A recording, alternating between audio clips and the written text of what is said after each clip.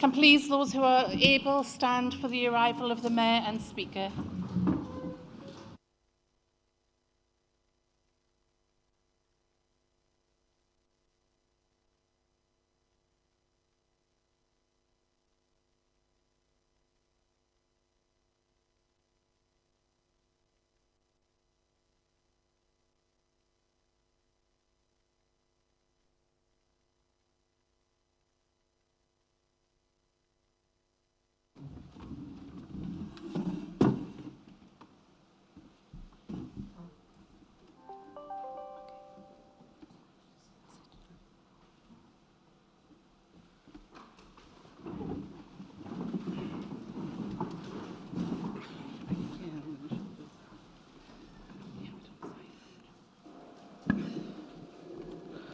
Welcome to this council meeting of the Borough of Telford and Wrekin this evening. Please can I invite Mr. Indrajit Singh Gill from Oakengate Sikh Temple to lead us into prayers.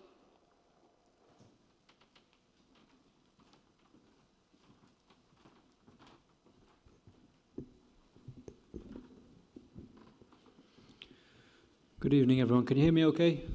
Clear? Thank you. So if anyone is able to cover their head, please do. If not, then it's okay. We're going to read a prayer today from, it's actually called the Prayer of Peace, Sukhmani Sahib. With everything going on in the world, the war in Europe, food banks, economy, Arsenal top of the Premier League, it's a lot going on for a lot of people in the world, and we hope that this prayer of peace will help. Any questions we can answer afterwards, of course. Thank you. Satnam Shri Waheguru Sahib जी जय प्रसाद करे पुन बहुदान. So by God's grace, He gives us the ability to give donations. Sometimes we think as individuals we've given a donation, but really it's through God's grace that we're able to give to charities and help each other. मन आठ पहर कर तिसका ध्यान. Oh my mind, please meditate on Him 24 hours a day. Be grateful, be humble. जय प्रसाद आचार व्यवहारी. By His grace, we're able to perform religious rituals and worldly duties. तिस प्रभु को सास सास Chitari. Think of God with each and every breath. जय प्रसाद तेरा सुंदर रूप. By His grace, your form is so beautiful. So Prabhu सिमरो सदाय Anoop. Constantly remember God, the incomparably beautiful one. He's made us in His image, so however we look is beautiful, it's perfect. There's no need to change anything about us. जय प्रसाद तेरी नेकी जात. By His grace, people have obtained such high social statuses. सो प्रभु सिमरो सदा दिन रात. Remember God always, day and night. जय प्रसाद तेरी बात रहे. By His grace, honor is preserved. गुर प्रसाद नानक जस कहे. And by the Guru's grace, Guru Nanak Dev Ji, the founder of the Sikh religion, chant His praises. Thank you for having us here tonight. Vaheguru Ji Ka Khalsa, Vaheguru Ji Ki Fateh.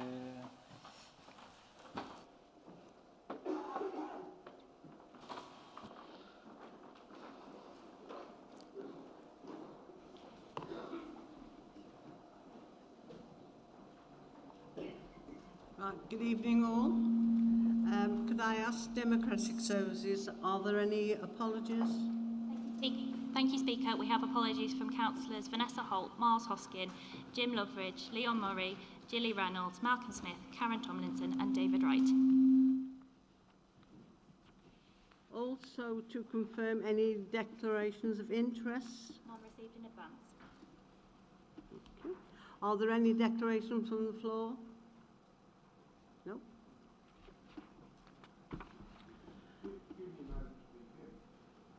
If you don't mind me interrupting, but do you think we should have a minute silence for the loss of Christine Smith? No, of course it isn't, no. We haven't got that. Shall we have it now, Christine? Yes, yeah. Right, so we'll have a minute silence then in respect of Christine Smith.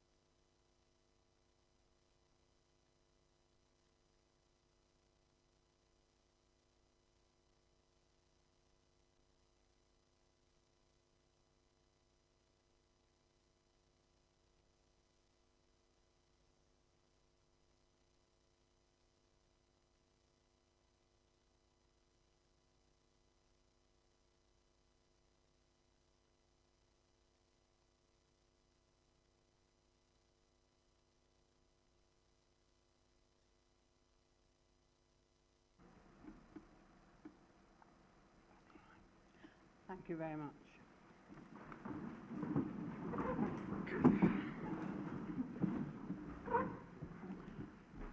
Can I have a proposer to confirm the minutes of the previous meeting held on the 14th of July, please? Proposed. Thank you.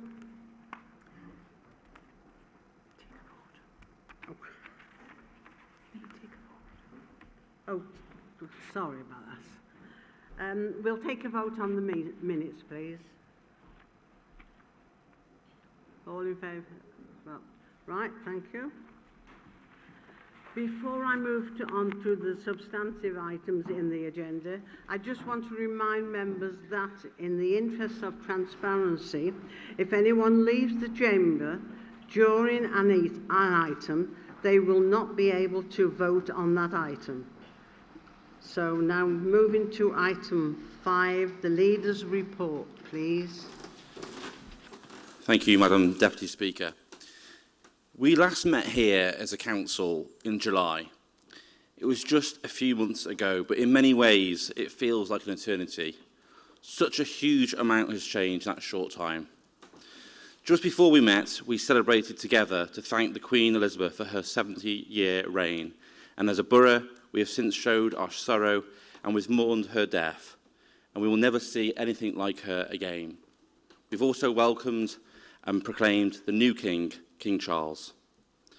In the past 3 weeks, we've seen 3 different Prime Ministers, and we're now facing some of the most turbulent economic times that our country has ever seen.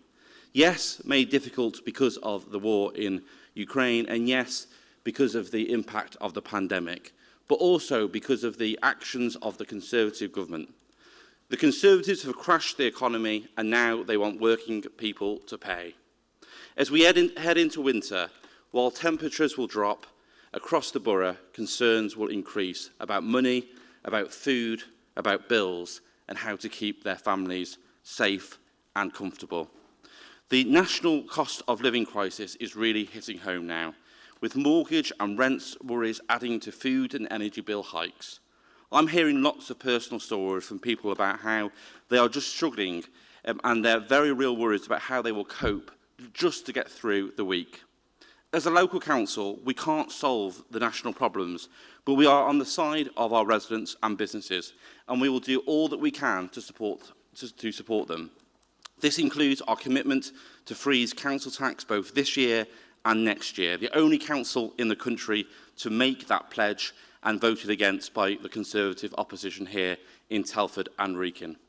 In recent weeks, we've given an extra £90,000 to support our local food banks, and we've added £128,000 to our emergency welfare fund, and we've made grants available of up to £5,000 to community groups to provide warm and welcoming spaces over the winter months. What has this country come to? Food banks, warmth banks, baby banks, uniform banks. The only thing that people are seeing reducing is the money that they have in their accounts when they go to their bank. We've also launched a brand new online cost of living hub, bringing together trusted help and advice from across the borough. Whilst times are undoubtedly tough, sound financial management of this council over the last 11 years will mean that we will be able to honour our commitment to protect, care and invest to build a better borough, making it cleaner, greener, safer and more enjoyable for everyone. This is why, as just one example, I was so delighted to hear that over 200 local children across Telford and Wrekin have already started their free swimming lessons as part of our groundbreaking, national leading 10 by 10 scheme. As a dad myself, I'm determined that children in our borough are supported to achieve their dreams and goals despite the national and international context that they are growing up in. Everyone in our borough can achieve anything that they set their minds to, and we'll do everything we can to help them and support them on their journey in life. And people can take inspiration from two people in this room today. Lord Kuldip Sahota, I am so delighted that you have been inducted into the House of Lords. Thank you for more than 20 years of dedicated public service to the people of Mansley and Dorley Bank and Telford and Wrekin. You are held in such high esteem by different communities right across this borough, but more so by your own community that you work so hard about. And Councillor Hilda Rhodes, a councillor the year before I was born. There is no comparison. But Hilda, you've given over 35 years of dedicated public service to this borough, and of course your beloved home here in Oaken Gates. And you've won a National Lifetime Achievement Award to recognise your remarkable achievements. I would like now to invite you to watch a very short video that was shown at the awards to give you a sense of why Hilda is award-winning. Thank you.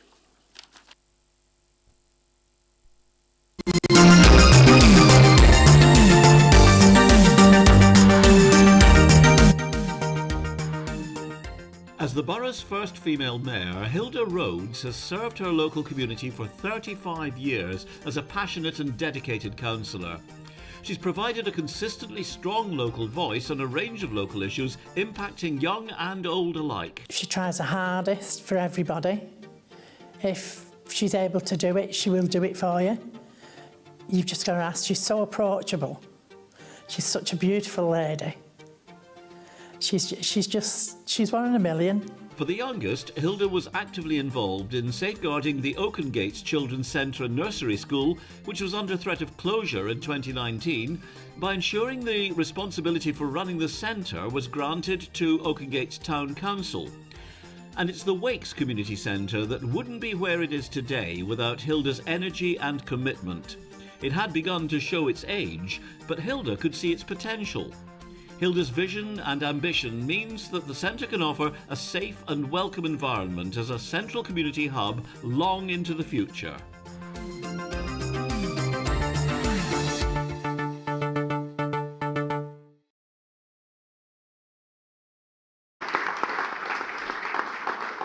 Right, thank you very much for that. Now we'll go to item 6 and we'll move to the Mayor on his announcements. Thank you. Thank you, Madam Speaker. I'd like to ask members to note the engagements undertaken since the last council meeting, shown on the list circulated to members. In the period since the last council meeting in July, we've experienced highs and lows, both as a nation and as a council. Following the tragic passing of Her Majesty the Queen, members will note that a number of engagements were postponed whilst the borough was in the period of national mourning. I attended both the local proclamation in the town park and the service of prayer and reflection in Southwater. It was heartwarming to witness such unity within our community, even at a time of such great sadness. As a town, we saw the return of our popular balloon, fiesta and carnival, which was attended by hundreds of people, both local and those from further afield. I also had the privilege of attending the British Empire Medal ceremony hosted by Shropshire Lieutenancy, where I witnessed a number of deserving local residents receive the high honour, including Councillor Malcolm Smith for his long service as Borough Councillor. I was delighted to attend the second Employee Awards, a wonderful event which highlighted the rewards the fantastic efforts of our hard-working staff. I held my Mayor's fundraising launch in October, and with the support and generosity of attendees, I raised $2,300 in aid of my appeal this year. In February, I'll be holding my charity ball as my final fundraising event during my term in office. Further details on this event will be made available to members in due course. It looks to be a spectacular evening. I look forward to welcoming you all. Recently, the town celebrated the annual Festival of Lights known as Diwali, and this coming weekend, we will once again come together to remember those who served and fought for our freedoms. I hope that all members take a moment to reflect on their sacrifices. I'd like to finish by saying that I'm looking forward to continuing my term in office and attending my forthcoming engagements. Thank you. Thank you very much. Now we'll go on to item 7, which is public questions. Can I have and confirm we have none? Right.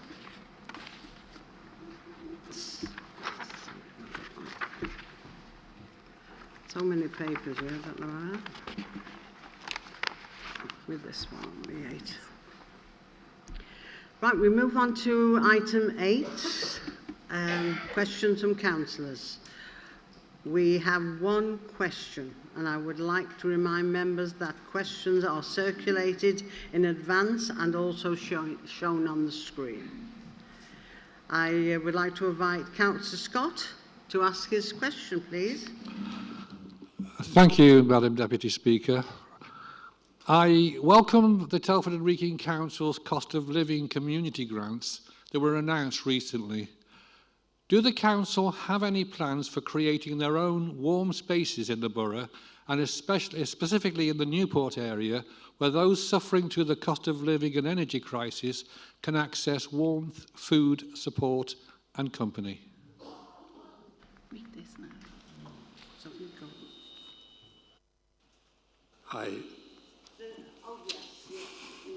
Indicated that you were going to speak. Sorry, Paul. Yeah, thank you. The Council is acutely aware of the hardships many of our residents are experiencing and will continue to experience as a result of this government's woeful economic policies. We often hear the phrase that individuals have to choose between heating and eating, but given the cost of living crisis that we're in the midst of, there are some who don't even have that choice. This council has been working with community groups across the borough, including those in Newport, and looking at specific ways we'll be supporting through the cost of living community grants. These grants will allow community groups, town and parish councils, schools across Telford and Wrekin, and they've been invited to apply for grants of up to £5,000 to open their buildings, to offer up activities, food and a warm welcome. We've had 30 applications so far, including some from the Newport area, which will be determined next week. We also have our own facilities across the borough, such as leisure facilities, libraries, etc., which will be open to residents.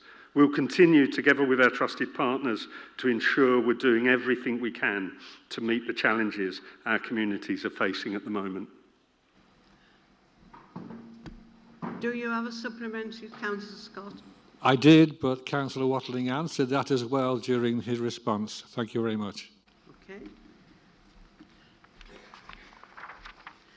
Right, we'll go over to item 9 and we move to the Cabinet decisions made since last meeting of the Council. And I would remind members that these should be questions of clarity only on items marked as key decisions on the report. Are there any questions for clarity? No? We'll move on now, and we'd like to invite Councillor Lee Carter to propose the recommendation. Thank you, Speaker. I'd just like to speak to this for a couple of moments, if I could. Members will be well aware that the independent inquiry into child sexual exploitation in Telford published its report on the 12th of July. I think it's worth a few seconds reflecting on the nature of that inquiry, which was commissioned in 2018. It took 4 years, it stretched back over 40 years in terms of its scope. It looked into Telford and Wrekin Council, and before that Shropshire County Council, the police, health and other agencies. This council alone provided over 1 million pages of evidence to that inquiry. There were 47 recommendations made by Tom Crowther KC. 22 of those are the sole responsibility of the council to deliver, 6 are the sole responsibility of West Mercia Police, 5 are the responsibility of academies and colleges, and 4 are the responsibility of the integrated care system. 2 days after the publication, the leader, Councillor Davis, confirmed at both the Cabinet and full council meeting later that day that we would immediately implement all recommendations in full and before the deadline set by Tom Crowther KC, that we would commit to ongoing funding of the specialist team of social workers, the Kate team, for as long as this administration is in control of the council, and that we had secured support from 3 independent survivors, people with lived experience of sexual exploitation and experience of advising other councils, organisations and national government. Those 3 individuals have played a fundamental and significant role also on the Independent Survivors Committee, which ensured the inquiry remained independent. They will now work with us, or they are working with us in implementing the recommendations to ensure that the approach being taken was one which had survivors at its heart. In the inquiry report, Tom Crowther quoted that the Survivors Committee was crucially important in ensuring that the independent inquiry reflected the needs and concerns of victims and survivors of child sexual exploitation, and that we all acknowledge the pain and that they have and continue to feel. It's essential that we continue with that in mind as we implement the recommendations. The report approved by Cabinet last month provided an update on the work that has been ongoing since publication of the Tom Crowther report and sets out the governance model that has been arranged with partners, including and finally to seek agreement to proceed to securing the services of an independent chair and an independent facilitator as set out in the report this evening. Paragraphs within the report this evening set out the governance model that has been developed to ensure that both the council and partners work towards implementation, whilst also providing a forum for ensuring that the council and partners engage with those with lived experience. An appendix to the report shows this in visual form and also demonstrates the role of Telford and Wrekin Safeguarding Partnership within that. Each group leader has been invited to nominate a member of their group to sit on the cross-party member group. What we can update on progress that the Liberal Democrats have now put forward their participant within that process. Members will also see that the model provides for scrutiny from all members through the Scrutiny Assembly, and again we welcome that oversight and scrutiny. As set out in the report, the Council has engaged with 3 survivors, as I said earlier, who have agreed to act as independent lived experience consultees to support the Council through the implementation process. Their comments are also included within the report. Last month, I was pleased to say that some progress has already been made on the recommendations and their implementation, and the paragraphs within the report set that out in more detail, with 2 recommendations complete and a further 4 well underway. I'm also pleased to say that an action plan has been created and is intended to get us to a point where all the recommendations have been implemented by the end of next year, 6 months ahead of schedule. Just as I said last month, I think it's worthwhile repeating this commitment to everyone listening. Just as we delivered on our commitment to leave no stone unturned through an independent inquiry stretching back over 40 years, that same commitment now applies to our work in implementing the recommendations in a diligent, thorough and independent way. Does Sean Davis second that? Formally second, reserve my right. Okay.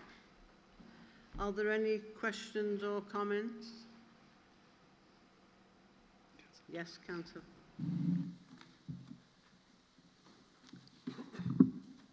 I welcome the report coming forward.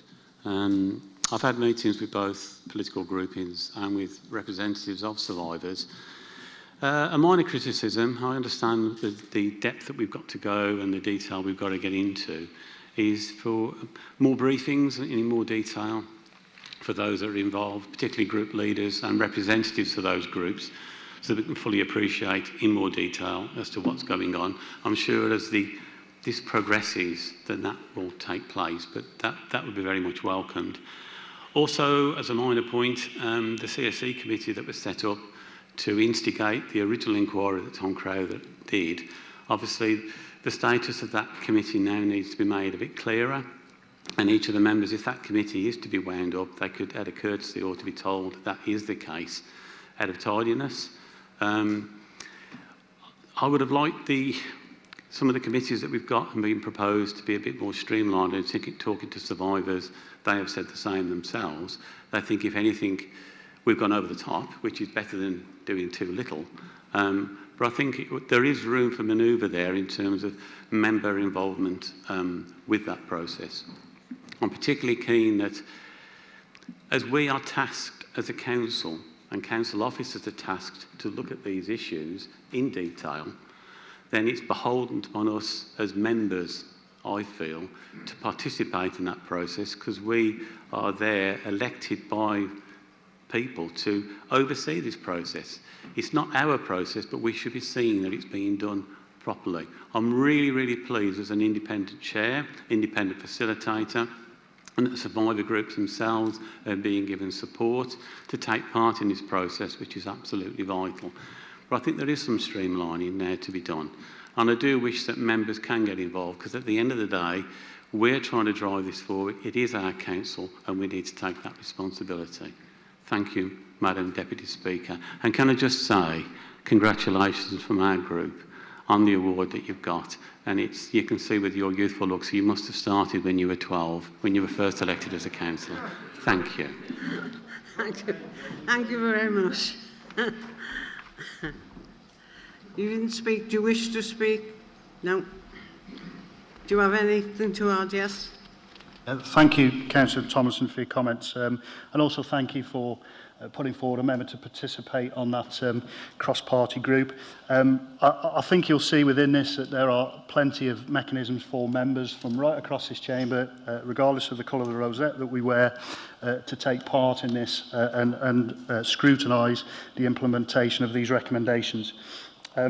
Yes, absolutely, I can accept that perhaps it is quite complicated the way it looks, but it's about striking that balance. So it's got independence, but it's thorough and it's diligent, and it involves all of the right people in implementing the recommendations. I'd just like to read something from Tom Crowther's report, though, on page 117, where actually his recommendations are not intended to create additional excess bureaucracy. Complicated and ever-changing bureaucratic structures have, particularly so far as the council has been concerned, occupied inordinate time and focus over the years. There's been too much concern about process and procedure and not enough emphasis on the outcomes for children. I want to make it absolutely clear that our focus is on the outcomes for the children and for our community. In terms of the work of the previous committee, I think the terms of reference that were pulled together and worked upon on a cross-party basis were quite clear in terms of the role of that committee. First of all, and just to summarise, it was to recruit the chair, the independent chair of the inquiry, and monitor progress against our objective in that respect. That was the work that that committee undertook. It completed that work successfully. That inquiry was done. As far as I'm concerned, the work of that committee was seen through very successfully.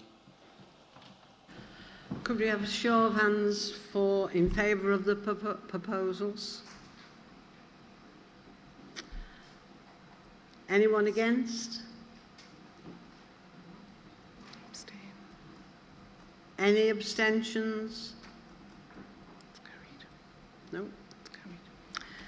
That's carried. Right, we go to item 11 now. This is the financial monitoring report.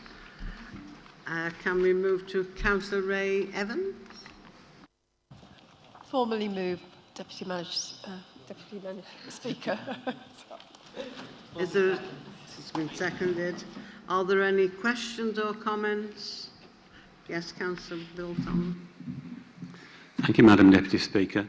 I'm always rather heartened by these reports, and that we are still making ends meet on the council.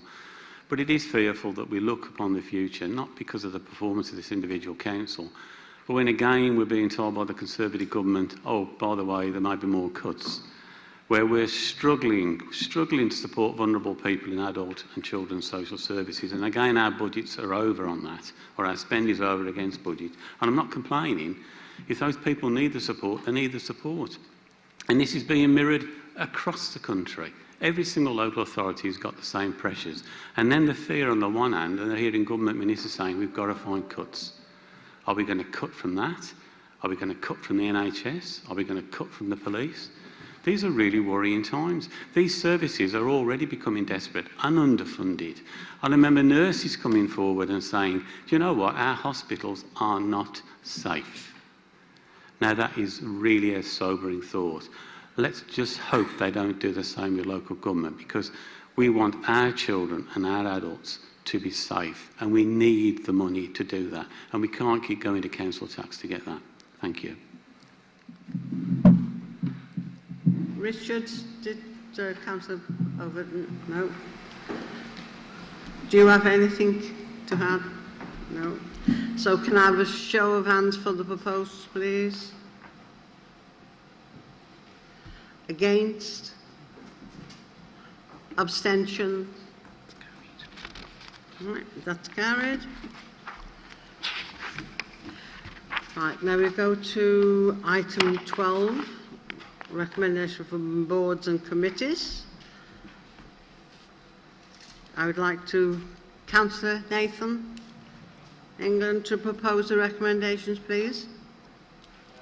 Thank you, Madam Deputy Speaker. The report on pages 49 to 76, this is the members' update on the outcome of the Treasury management activities for 2021 to 2022 and details the position for 2022-23 up to the 31st of May 2022.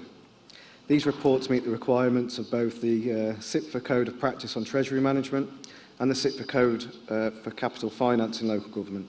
The report provides members with the outturn position for Treasury activities and highlights the compliance with our own council policies. Overall, 2021 to 2022 reported a net benefit against budget of just under £2.5 million.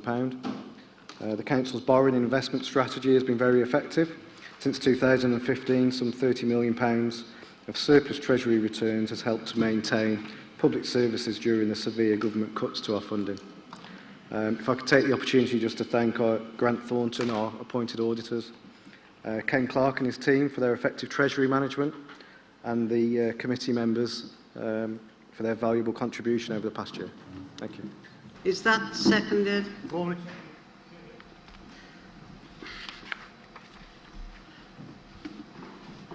there any comments from anyone? No? Good. Councillor Smith, do you wish to... Nothing? Councillor England? No? Right. Right, so all those in favour, show of hands. Abstentions? It's against. I've missed that one, I'm sorry. That's it. And that is carried. Thank you. Right, now we go to 12B. This is recommendation from boards and committees. This is recommended from the Standards Committee, and I would like to invite Graham Cook, Councillor Graham Cook, to propose the recommendations. Thank you, Madam Deputy Speaker. I would like to propose the recommendations to formally appoint the independent person. Right, is there a seconder? Oh. I formally second, Deputy Madam Mayor. Thank you. Any comments?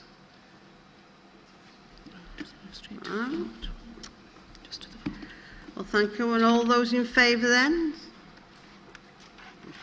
Good. Abstentions? Right, thank you. That is carried.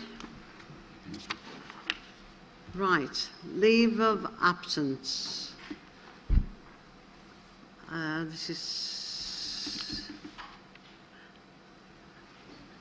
It is requested that the leaves of absence for Councillor Miles Hoskins and Karen Tomlinson. There is also a supplementary report for request for leaves of absence for Councillor Vanessa Holt, Leon Murray and Malcolm Smith. It is being proposed that both of these reports are taken together. And now I'd like to invite Councillor Sean Davies, please. Formally proposed.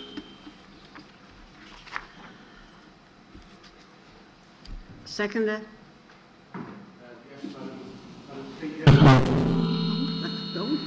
We got there in the end.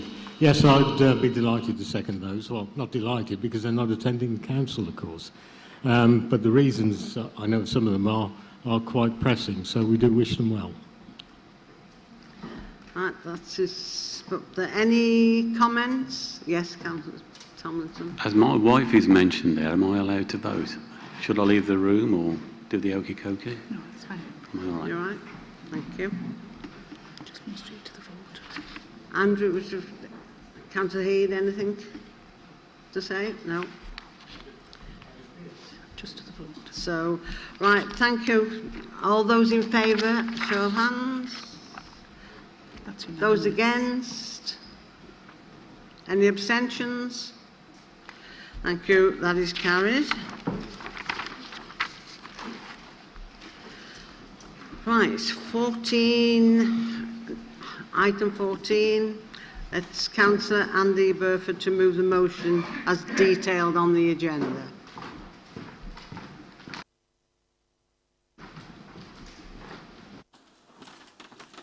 Thank you, Madam Deputy Speaker. I know everyone will be thinking we've been here before with this motion, but we do have to now formally ask the government to think again. Rather than repeat the arguments against Future Fit, what I will take the opportunity to do is to give some of the recent historical context. The first point to make, I think, is that when Future Fit was first conceived back in the mists of time, it was accepted that whatever plan was adopted for hospital transformation in Shropshire, Telford and Wrekin had to be complemented by a strong plan for developing care in the community and primary care. But there were two problems, weren't there? Firstly, Future Fit became fixated on hospitals. And secondly, and more importantly, we had a government that consistently failed to fund health and social care at a level that kept pace with demand and demographic changes, and wasn't prepared to plan ahead for workforce needs, whether in hospitals or social care or primary care. The pandemic fully exposed this failure of the government. Let's remember there was already a slow-burning crisis in 2019. This isn't the result of the pandemic, it's just brought it to a head. We now have the fruits of this failure with queuing ambulances at A&E, difficulties in getting GP appointments, huge waiting lists for planned surgery, shortage of care packages, all causing danger, distress and suffering to our residents. What we have locally is a disingenuous attempt to imply that Future Fit, with its downgrading of services to the fastest growing urban area in this region, is the answer to these problems. Well, we don't buy it. Investment is needed, but not like this. How about some investment in community and social care and primary care, which will have an impact on what our residents are experiencing right now? The other point of context is the reaction of representatives of the party sitting opposite. Let's not forget that this is their party and their Secretary of State who can stop Future Fit and are in control.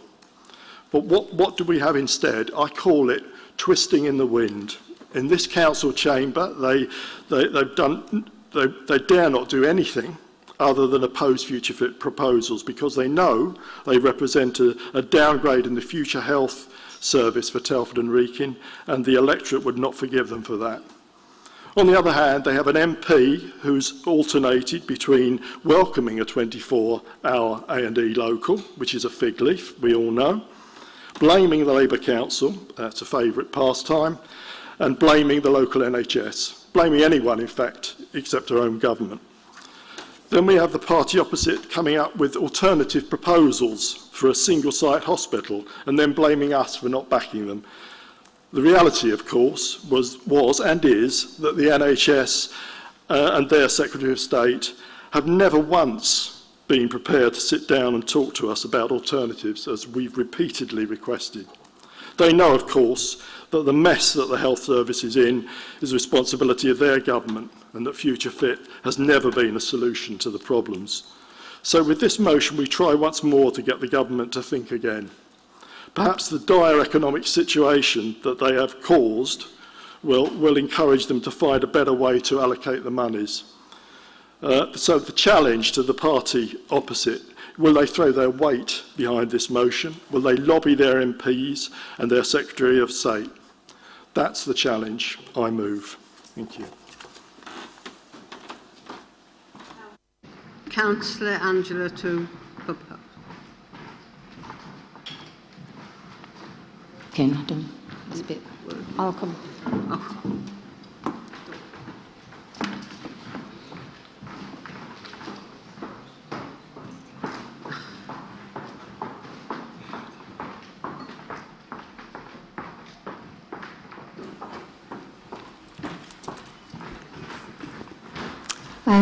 Thank you, Madam Deputy Speaker, and also congratulations from me on your Lifetime Achievement Award. Very well deserved. Thank you. Members, right at the heart of this motion is the health and well-being of our residents, both here in Telford and Wrekin and also in Shropshire. As the government moved from one catastrophe to another, we are seeing before our very eyes the destruction of our beloved National Health Service, a service free at the point of need, at the moment anyway. The stark reality is that we have 38,406 patients waiting to be seen across RSH and PRH today. We are seeing doctors and nurses leaving the service in their droves, many of them my friends, with the health service not being able to find sufficient replacements due to cuts in training doctors and nurses. And it's not their fault. They came into public service to help and support their patients. But they too are struggling to keep up with the enormous pressure of having to deliver a service which has been critically underfunded since 2010. With the funding thrown at it recently by the government, clearly not enough to even touch what they previously destroyed. And now we have a government who made the decision to throw £312 million loan into the pot with the proposal to move A&E and the Women and Children's Centre from PRH to RSH, which has now been costed between 500 and 600 million. This is probably more now with inflation and interest rates consistently rising. And we need to question what other services will be scaled down as a result to close that gap. And we've seen no evidence that the changes will provide improvements to Telford residents. Time is running out, members, and we need to send a message to the new Health Secretary, whoever that is this week, requesting an urgent review of our health and social care services, which are currently at breaking point. As it says in the motion, the downgrade of our Telford 27 A&E to a so-called A&E local has been discredited by a number of clinical bodies and means that Telford would be the largest and growing town in England without a fully functioning 24/7 A&E. This is on the backdrop of our emergency A&E admissions higher than the national average and emergency hospital admissions in children 0 to 4 years being significantly higher than the national average, which violates the recognised clinical need and the very reason why the consultant-led Women and Children's Unit was built in Telford in the first instance. As the seconder of this motion, I call on the support of all members that we urgently write to the Health and Social Care Secretary to ask for an urgent review and reversal of the government's downgrade plan and take all steps necessary to make a referral to the independent reconfiguration panel to seek a review of this decision. Enough is enough, members. We continue to fight for our local hospital. Thank you, Madam Speaker. Right. Can I call on Councillor Andrew Reid?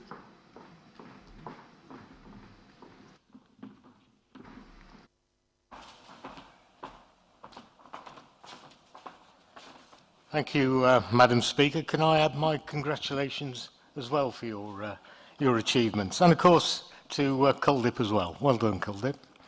I thought the ermine suited you very well. Well done. I think, like Andy, I've more than a sense of déjà vu about this motion. And though we've trodden this ground a few times before, it still remains, of course, very much a key issue for us. I do and always have accepted the demographic and clinical need for the Women and Children's Unit to remain in Telford, and of course the vital consultant cover that that service would bring. However, the proposition to urgently write to the Health and Social Care Secretary to request a reversal of the current plan and to also make a referral to the independent reconfiguration panel to seek a review is unlikely to succeed. As a council, we've previously called in the Future Fit plan, which was assessed by an independent review panel who supported the CCG's proposals to place the emergency hospital at Shrewsbury and the planned hospital at the PRH. Furthermore, I don't believe that we can actually make a referral to the independent review panel itself, as I'm sure Andy Burford is aware. As he may not be aware, when this issue blew up in 2009, now from memory that may well have been under a Labour government, the previous Conservative administration successfully fought off exactly the same proposals that we're battling now. Our past and present support for maintaining services at the PRH are unswerving, but at that time we united the whole council in a fight with all parties working together. We went on to successfully win that particular battle. However, we have always been equally clear that if there has to be a change, and clearly it seems as if that's going to happen, why could we not get behind the vision of a single-site specialist emergency care hospital along the tried and tested Cramlington lines? Jumping up and down, antagonising and insulting potential partners elsewhere in the county is not the way forward. It is an approach which has cost us dearly, and it will never succeed. I believe that under the current circumstances, the best way forward is to lobby for the badly designed RSH site at Shrewsbury to be closed, with the exception of ambulatory care, and all new singing and dancing specialist emergency care hospital provided to the west of Telford, somewhere off the dual carriageway. As you know, Councillor Burford, myself, Councillor Dugmore, David Sandbach, and Mark Pritchard all visited Cramlington in Northumberland and submitted a report to this council which was completely ignored, despite the local media giving it huge coverage at the time. Also ignored by this council was the offer from Cramlington to visit here in person and run through and explain their successful process. May I suggest that you have a look at that report, and if you can't get one, I'll certainly provide one for you, 3 minutes is up. and consider the proposals that we put forward back in 2017. Now, I'm more than happy to arrange a visit to Northumberland and sit down to discuss how a joint campaign might be achieved now that Councillor Davis has seemingly accepted the principle of a specialist emergency care hospital. Such a state-of-the-art facility, Madam Speaker, would not only have consultants queuing up to work at such a cutting-edge hospital, but 520,000 residents of Shropshire will get the 21st century hospital and services that they deserve.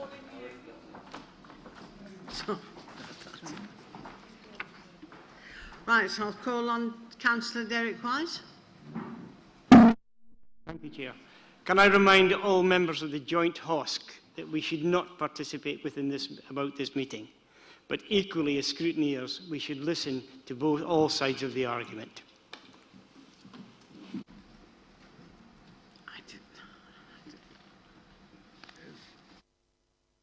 Sorry. Oh, yes, the next one is Councillor Arnold England. Thank you, Madam Deputy Speaker. Over 40 years ago, as Telford New Town was developing, we, the wider community, determined that we needed a hospital following the closure of Cosford Hospital. To cut a long story short, we won that argument, and a District General Hospital was created to serve the expanding new town of Telford. In recent years, as you all know, a Women and Children's Unit was added, such is the need in the area. And of course, regards the Future Fit debate, regarding moving the main A&E and the Women and Children's Unit to Shrewsbury, thereby reducing services in an area with acute need. And Councillor Eade commented on the single site hospital. Yes, it was very much agreed, but the cost was estimated to be in excess of £1,000 million, and therefore it was rejected on that basis. Some facts and figures. Telford and Wrekin has one of the fastest growing populations in England and the West Midlands. Our population is forecast to grow from its current 181,000 to almost 200,000 over the next decade. The population of Telford and Wrekin is younger than Shropshire, creating comparatively more demand for A&E services. Telford and Wrekin are significantly more socio-economic disadvantaged than Shropshire. Telford and Wrekin has 18 neighbourhoods, 17% of the borough's neighbourhoods in the 10% most deprived in England, with significant challenges around health, housing and employment. Evidence shows that more deprived communities create greater demand on A&E services. Deprivation also means accessibility to A&E services is more critical in terms of affordability and ease of access. Women and Children's Unit, we know that lifestyle factors such as obesity and smoking in pregnancy are associated with poorer pregnancy and birth outcomes. 29.5% of women giving birth in Telford and Wrekin are assessed as obese in early pregnancy, which is one of the highest rates in the West Midlands. I could go on. Women giving birth in Telford are more likely to live in poverty, be from black and minority ethnic backgrounds, and experience premature birth compared to Shropshire women. Rates of emergency admission for gastrointestinal and respiratory infection in babies under 1 in Telford and Wrekin are increasing, and this pattern is not replicated for Shropshire infants, and I do thank the officers for those facts.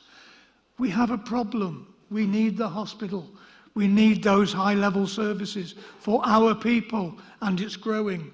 And what I would say is, finally, we need to pull together political parties, trade unions, businesses, and we need to protect our workers and our residents. So we need to get on with it and work together. Thank you, Chair. Thank you. Councillor Dugmore.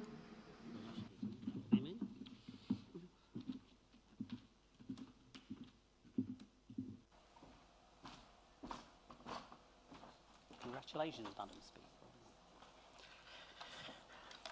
Right, whoever drew up this motion needs to do their homework. When the Council called in the Future Fit plan, it was assessed by an independent review panel, and the Secretary of State accepted their recommendation that the plan could go ahead. What is shambolic is that this motion is factually inaccurate, as the hospital reorganisation is in the hands of SAF. It was made clear with the failure of the judicial review of Future Fit that there was no legal basis for the Secretary of State to intervene. Any good lawyer would know this. Perhaps the administration should consult one. A more accurate accusation of shambolic action is the way in which this administration has conducted itself throughout the whole Future Fit debate, with little or no engagement with the process. Regular changes to the preferred outcome, first to keep 2 hospitals, then it was A&E at PRH, and now agreement with this side of the chamber that a new hospital is required. This has resulted in the situation we find ourselves in now, with a staffing crisis, new services being delayed, and the money allocated now being insufficient to provide the improved services promised. Whether we like it or not, the medical experts propose and support this reconfiguration, which fits in with how other parts of the NHS operate. Petitions, marches and protests have all come to naught, delaying modern and improved services for our local residents. While I fully support the creation of a new hospital between Shrewsbury and Telford, the current situation is not sustainable, and quite frankly, lives are being put at risk as a direct consequence of the belligerent way this administration has handled the issue, and will be a shameful political legacy. As a way of moving matters forward, I think it's time to reconsider the proposals. If the A&E was located at the PRH based on the Northumbria model, which is accepted as the best model, it would save the cost of relocating the Women and Children's Unit. It's perfectly feasible to take action tomorrow, making the PRH the emergency centre with planned care at RSH. The buildings are not ideal, but would be usable for several years to come. This would alleviate most of the current difficulties within 12 months. It would reduce costs and go a long way to delivering the improved services that Future Fit was designed to provide. Let's improve hospital services now, not continue with this no man's land of intransigence which will allow the hospital reorganisation to proceed without any input from this council. And just a technical point, the cost of the new hospital, which was mentioned at being, what, £100 million, was actually £300 million according to the chief executive at the time. Richard Overton. No, sorry. Councillor Sean Davis. Thank you, Madam Deputy Speaker. Well, residents at home, residents across Telford Wrekin aren't fools. So let's just go back in time because the Conservative councillors opposite want to do that. So in 2009, the last Labour Health Secretary, Andy Burnham, ruled out these proposals and refused to do what the health reorganisation plans wanted to do. And that commitment by Andy Burnham in 2009 was secured by a Labour MP in David Wright. In 2010, Madam Deputy Speaker, we had a Conservative government who has been in place for the last 12 years, who have ripped up the NHS and they've ripped up social care up and down the country. The issues that we're seeing here in Telford and in Shropshire aren't unique to Telford and Shropshire. Every A&E in the country is on its knees. The NHS is on its knees because of 12 years of underfunded top-down reorganisation. And the members opposite talk about quitting, giving up, not having the backbone to ask their health secretary to look again. The last health secretary that looked at these plans, Madam Deputy Speaker, is now in the jungle. Is now in the jungle. We have a new health secretary, the third or fourth in as many weeks as we've already heard, and it's only right that we ask that new health secretary and the new Prime Minister to look at these plans again. It is not for the council, and residents know this, it's not for the council to reconfigure health services here in Shropshire, but it is for this council, it is for every elected member in this chamber to stand up on behalf of their residents and fight. And if they're not up for the fight, get out and move and allow other Labour councillors to be elected in your wards who will be up for that fight. Because I can assure you, Madam Deputy Speaker, this side of this council will not give up on our residents. We will not give up on our A&E. We will not give up on consultant-led services. We will fight, and we will fight some more.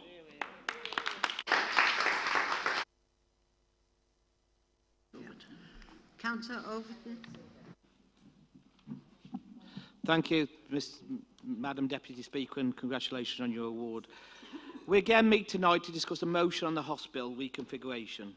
Plans, the decision by the Health Secretary to allow these plans to move forward. We all know that these proposals will have a detrimental impact on our residents in Telford and Wrekin. Ourselves too, who live and work here, and have no doubt this decision and the changes proposed will put lives at risk. It has been very clear time and time again that the reconfiguration plans flies in the face of clinical evidence and common sense. Telford is one of the fastest growing towns and a driver to create jobs and growth.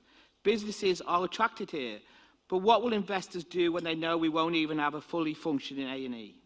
Time and time again, we all know that the closure of a fantastic consultant-led women and children's unit is against all clinical evidence, as speakers have said. The same evidence that got it sited here and built at a cost of £28 million only a few years ago. What an absolute waste of money. We must reject this A&E local model pertaining to be giving us something we asked for. It's just the overnight closure by a different name, and also gives the consultant on duty less support and little room for movement than the overnight closure would have delivered. We need a fully functioning 24/7 A&E in our town. Our MPs are wrong in welcoming this model. It's a model discredited by a number of clinical bodies, and they need to that our MPs fight this downgrade of local services, not stick up for it. This administration have fought the Future Fit process every step of the way, and we know the full implications of it for our residents. We will continue to fight it, as this is the right thing to do and in the best interest of our residents, being on their side. Over 20,000 residents and counting recognise this and have signed our petition because they all know that journey to Shrewsbury in an ambulance, if they can get one, could be the difference between life and death. I'm astounded to hear the Deputy Leader of the Conservative group supporting future fit proposals, supporting the movement of the services to Shrewsbury. That's disgraceful. It's a shameful way forward. We all know that we need to come together, as they've said, and send a clear message to the Secretary of State for Health and to the Prime Minister that Telford says no. Thank you. Councillor Scott. Scott. Councillor Scott. Thank you, Madam Deputy Speaker. I stand here on my little island, listening to everybody on both sides, and frankly, I'm disappointed. There's not a lot wrong with that as a motion, and I have sympathy with what the Conservative group say about a hospital halfway up the M54 or wherever. But what we've got to remember is we are all in this together. We should not be arguing about it. We should not be trying to show each other up for political ends. And one thing we should remember most of all is that the public of Telford and Wrekin are watching us. They're listening to us. God knows what they think of us. I think we've got our... We believe in what we believe, and that is good. But shouldn't we all really... I think I seem to be amusing one or two on the right. Anyway, shouldn't we all be working together more? Because we're going to see more of this in other motions, I'm afraid. Work together more, stop the argument, and try and find a way forward together. Because the people of Telford and Wrekin are watching and listening. And believe me, they don't like it. Thank you. Thank you. Councillor Middleton.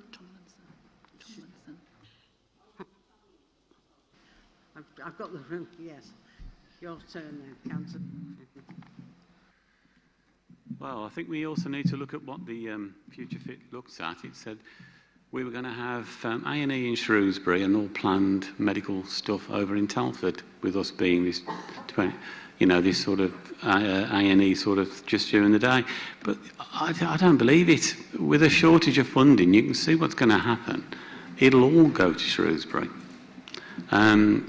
How on earth they're going to practically do it when they've got queues of ambulances at both sites and they're going to carry out this work is beyond me. But I have to say I fully support this motion, and I disagree with the Conservatives in saying that it doesn't stand a chance, therefore you give up. But you don't do that. You have to go for lost causes at times. But I completely agree with Peter Scott. Any differences over such a huge issue like this, surely we could get round a table, group leaders or wherever, and show a completely united front to those people out there that we represent. And we ought to make better efforts to do that, because it's they that's going to suffer, not us. So let us try. And I agree on other motions that are coming up as well. Can't we have talks and discussions more and not have to bring it to motions where we all fall out? Thank you. Thank you. Councillor Midland. Are you sure?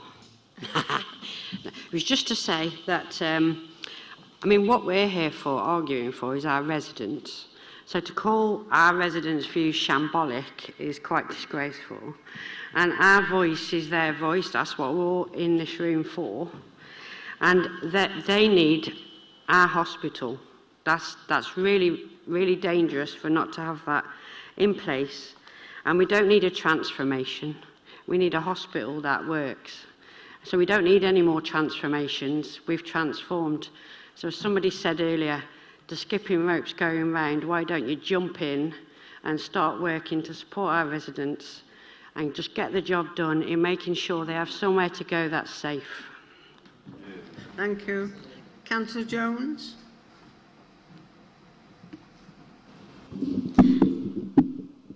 Much of what I was going to say has already been said. Our A&E, we just can't do without it. How can we manage without it? It's just impossible. I'd just like to add something else in that a lot of people in the Telford area don't drive. simply because being able to drive now is just unaffordable for a lot of people. And once you've passed your test, you've got insurance, you've got to buy a car. And people who won't be able to get an ambulance will be expected to go to A&E over in Shrewsbury. How are they going to get there? We are going to lose lives if this continues and if this goes through. It's just unacceptable, and we've got to fight that. We need our A&E and our Women and Children's Unit left in Telford. Councillor McClement, is there anything?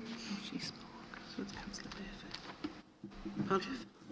Yes, yeah. Councillor Burford, do you want anything to say?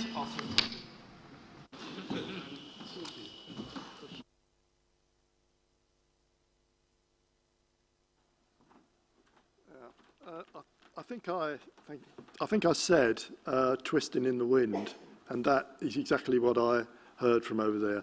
Now, I do take the point about not trying to score political points and making always this a matter of contest, but we have to call it as it is, don't we?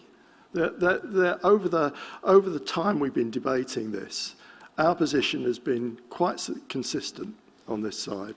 We have not abused partners. We have stood up for the people of Telford and Wrekin and said what we felt and what we know they feel is important to them. That's what we've done. We've never attacked any other body. Neither, and I'm afraid to say, have we ever managed to delay Future Fit or scupper it in any way at any stage. So we failed on that count. I admit that. But it hasn't been for the want of trying.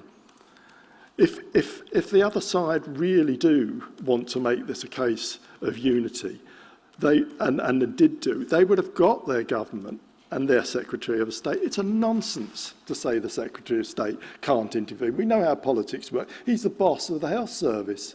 What do you mean he can't intervene? Come on, get real.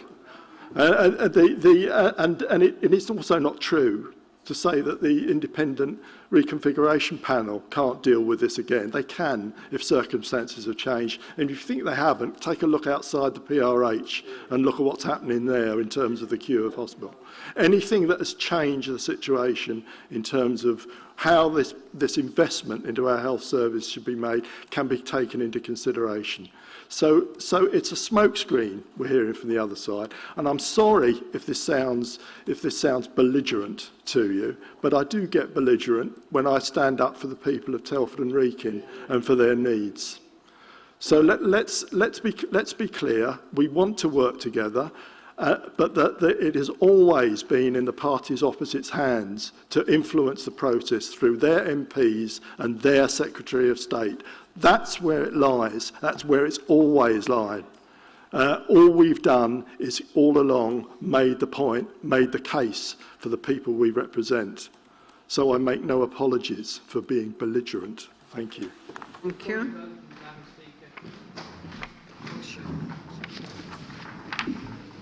A recorded vote has been requested and it needs to be supported by 7 members, which it was. That's fine.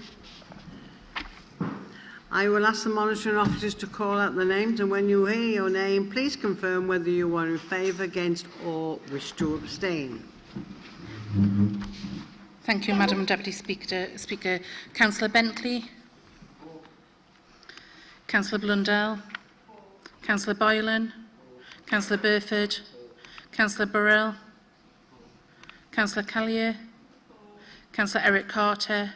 Councillor Lee Carter.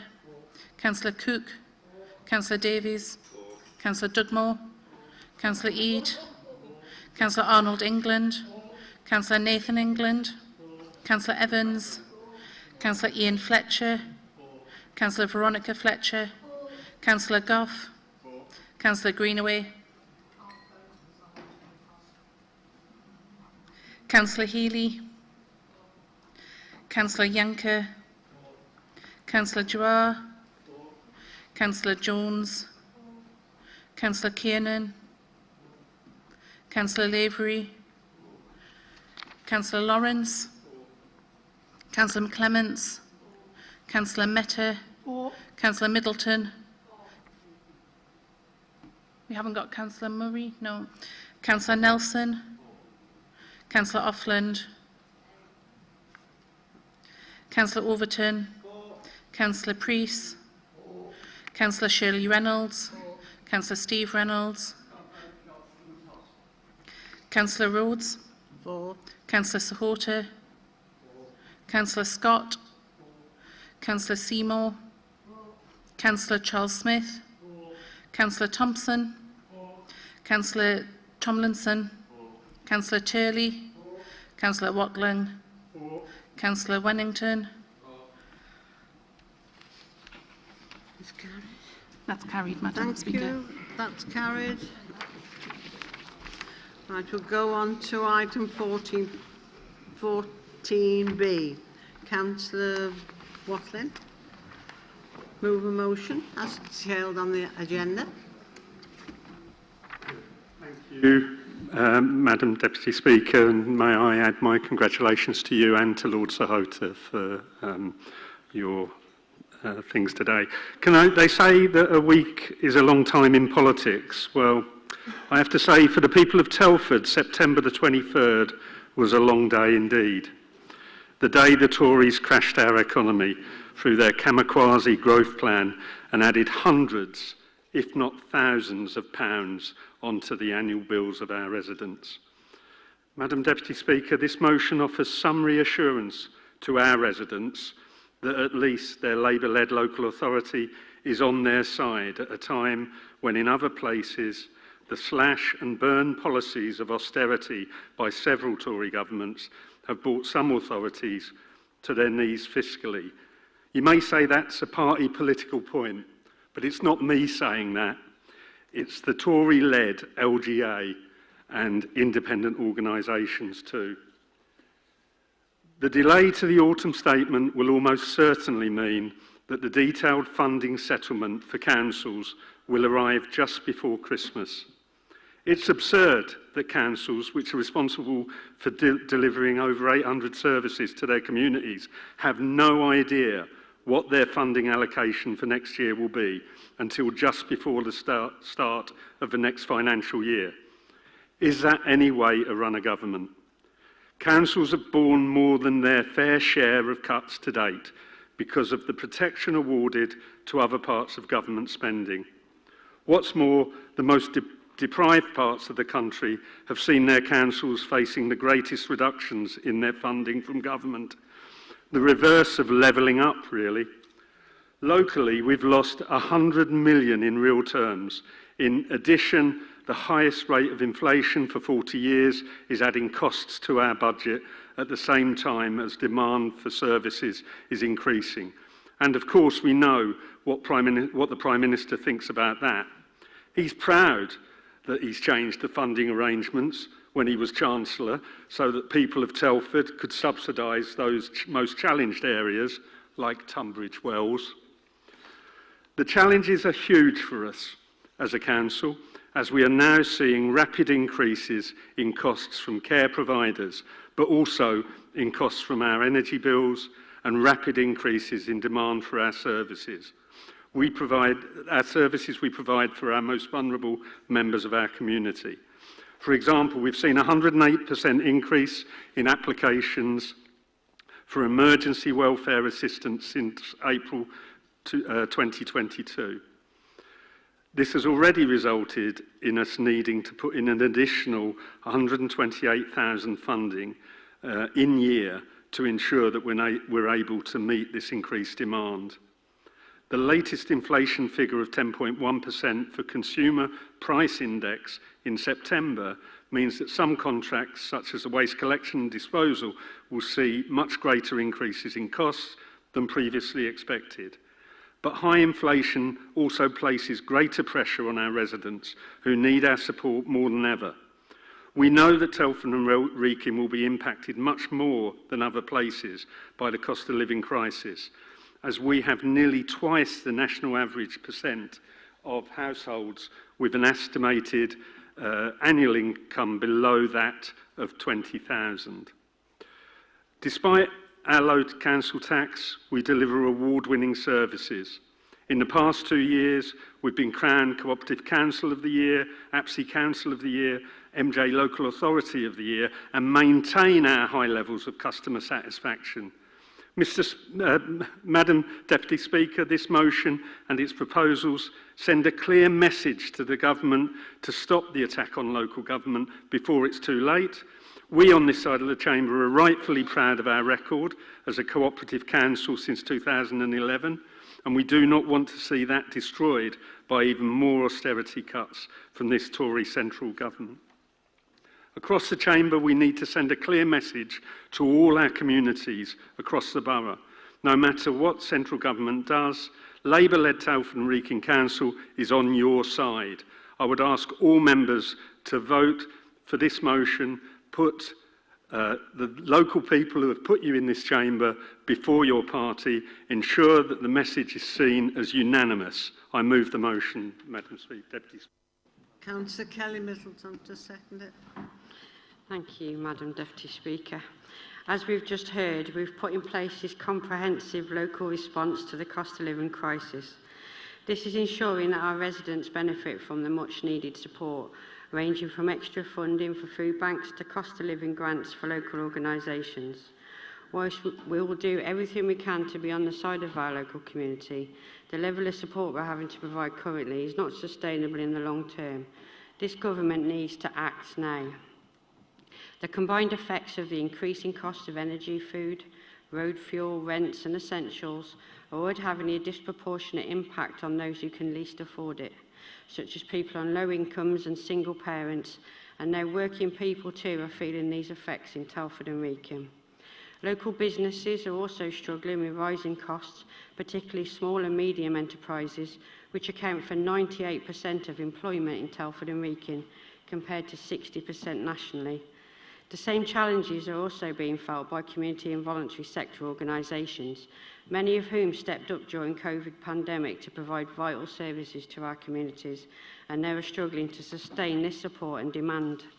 Some of the support the Council has provided to Telford and Wrekin residents includes funding energy rebates for more than 5,200 additional households who have not otherwise received help their energy costs through the government scheme, awarding supermarket vouchers to nearly 11,000 households on low incomes, both pensioners and families, since April 2022, helping nearly 1,000 people in crisis since April 2022 through the Council's own emergency welfare fund, providing gas, electricity and food vouchers, beds and white goods, supporting more than 600 residents since April 2022 to avoid eviction or to move to a more affordable home with a discretionary housing payment.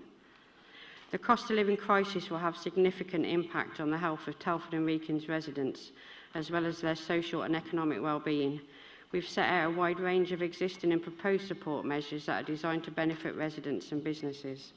Residents are already having to make difficult decisions on what to pay for, and this will have devastating consequences on their mental health and well-being. We need to see a greater focus on addressing these inequalities, which result in poorer mental health from this government. I read recently in an article from the Health Foundation that any lasting plan for growth must recognise that a healthy population is key for a healthy economy. The effects of the cost of living crisis on people's health and mental health cannot be ignored. I second this motion. Thank you. Any comments? Oh, we've got one from Adrian Lawrence.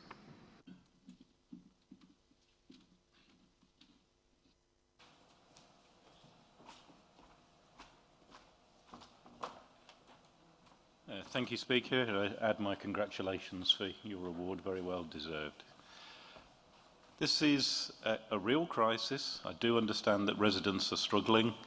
Everybody is affected if you've got a mortgage, unless you've got a fixed one, of course, and the price of gas is a real tough issue. So we really feel for people. But this isn't an issue that the government created. If you look around Europe, look around the world, Germany, France, Italy, they all have crises the same. So our government hasn't created their crises no more than it's created our own. The truth is, this is the cause by the Ukrainian war. This is caused by the pandemic and the knock-on effects that has had.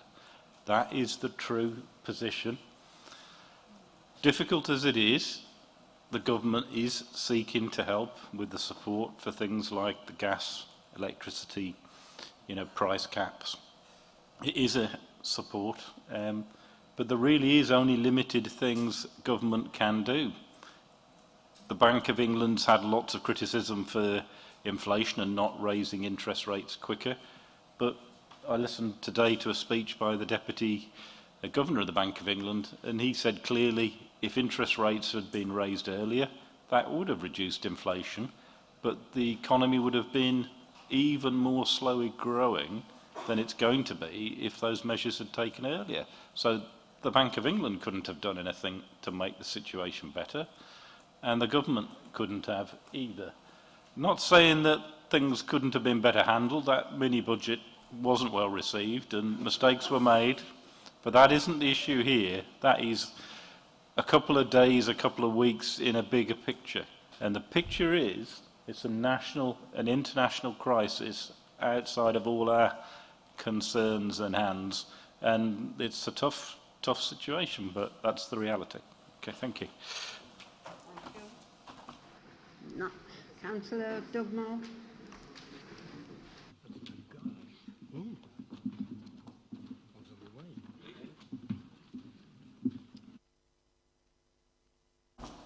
I won't congratulate you again. It's still valid. Right, Madam Speaker, to say this motion demonstrates economic ignorance is a bit complimentary, to say the least. No one denies that the UK economy is suffering, as we've just heard, the same as the majority of countries in the world. It's the politics of the stupid to pin the blame on a single government. To not even mention the economic chaos caused by the war in Ukraine is quite frankly ridiculous. Ignoring the suffering and horrors being experienced by the people of Ukraine demonstrates a moral vacuum of thought. The economic impact of the COVID pandemic will be felt by the whole world for many years to come, and yet isn't even acknowledged. There was no criticism of the government from members opposite regarding the furlough scheme that paid the wages of many residents during lockdown. This administration was happy to accept millions of pounds in COVID grants to keep the council going, and was self-congratulatory in the distribution of government money to support local businesses. And not surprisingly, there's no mention of the government's second cost of living payment that's being rolled out this week to 15,500 families in the borough. This administration has a budget that will result in the borrowing of £750 million, equivalent to £7,500 per household. Debt repayments already exceed £7 million a year, due to the global financial crisis will rise further. I fully support the Council in doing all it can to help residents through these difficult times, but poor spending decisions of the past by this administration are making the current financial situation even more difficult. Councillor Shirley Reynolds. Deputy Speaker, I have already congratulated you personally, and also I'd like to congratulate Lord Sahota. The current cost of living crisis has been exacerbated even further by the former Chancellor's mini-budget, which triggered a chain of events that led to the downfall of both him and the former Prime Minister. That was nothing to do with Ukraine or the pandemic. The outcome of their mismanagement has had ramifications for everybody. Families are struggling, worrying, is it heating or eating? Why should ordinary families across our borough suffer because of this government's incompetence, that they just can't be trusted with the economy? Where's the promise to help struggling families make ends meet? We continue to have families in poverty, with parents and carers skipping meals just so their children can eat, nurses turning to the food banks. They continue to make promises but don't deliver. They're all just words and silly slogans. Slogans like levelling up, which doesn't deliver. The gap between the rich and the poor is growing, and the damage caused by the government's austerity agenda is leaving too many families struggling. We are seeing such high levels of poverty in the UK, it's absolutely shocking. Over 15 million people in the UK live in dire straits. 1 in 8 people in the UK is in persistent poverty. But what does poverty really mean? Poverty is living in a cold, damp, overcrowded home. Poverty means not having regular, nourishing food to eat. Poverty is children in our borough who can't bring their friends home because they're too ashamed and they know there isn't enough food to go round and feed an extra mouth. Poverty has many facets. The government should be ashamed that families need to visit food banks just to survive. Now is the time we should be helping families, not plunging them into even deeper poverty. On the 17th of November, we do not want even further more cuts to public services and families being left with less income, paying higher costs for rent, mortgages, energy bills, weekly food bills, and families and hungry children, they do matter. In Telford and Wrekin, we care about our families. I am proud that Telford Labour pledged to protect, care and invest. This actually really means something. It's not just an inane slogan. This government needs to listen to families. We will continue to support the families and we are on their side. This government is so out of touch with comments like those of Jake Berry MP, who advisedly and unbelievably said, people know that when their bills arrive, they either can cut their consumption or they can go out there and get a higher salary, get higher wages, get that new job. He just doesn't have a clue. Our residents know we're on their side and we will do everything we can to support families. Freezing council tax for 2 years, providing warm spaces, free swimming lessons, free events for families, extra funding for council, for the crisis network, uniforms, baby bank, other essentials. We care about residents and I urge members across the chamber to support the motion, lobby the government and local MPs and seek assurance that our budget is protected so we can continue to support residents in Telford and Wrekin. Right. Councillor Andrew Eade.